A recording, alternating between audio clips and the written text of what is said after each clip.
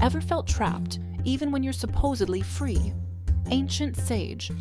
Saadi tells a story about this very question. Once, in the bustling city of Damascus, Saadi found himself weary of his friends. Their constant demands and petty squabbles had worn him thin. Longing for solitude, he left the city and ventured into the vast desert. Days turned into nights under the open sky, and Saadi found solace in the company of wild creatures. The worries of human interaction faded, replaced by the simple rhythm of survival. One fateful day, a band of Franks stumbled upon Saadi. They saw not a man seeking peace, but a prize to be claimed.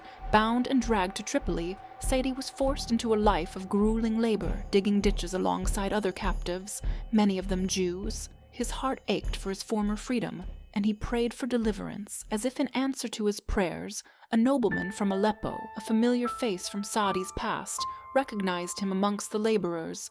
Moved by Saadi's plight, the nobleman paid a ransom and set him free.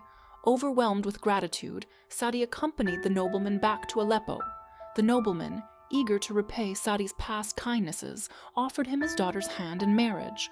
Saadi, seeing this as a sign of divine favor, accepted. For a time, Saadi's life blossomed. He reveled in the comforts of his new home and the companionship of his wife. But as the days turned into months, a darkness crept into his marriage. His wife, proud and entitled, began to belittle him. She would often remind him of his rescue from the Franks, implying that he owed his entire existence to her father's generosity. One day, her taunts cut particularly deep. She sneered, asking if he wasn't the same man her father had bought for a mere 10 dinars. Saadi's spirit, worn but not broken, finally rebelled. He replied calmly, acknowledging that he was indeed the man her father had freed for 10 dinars, but then had sold for 100.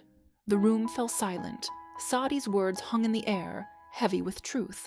His wife, realizing the cruelty of her actions, was ashamed.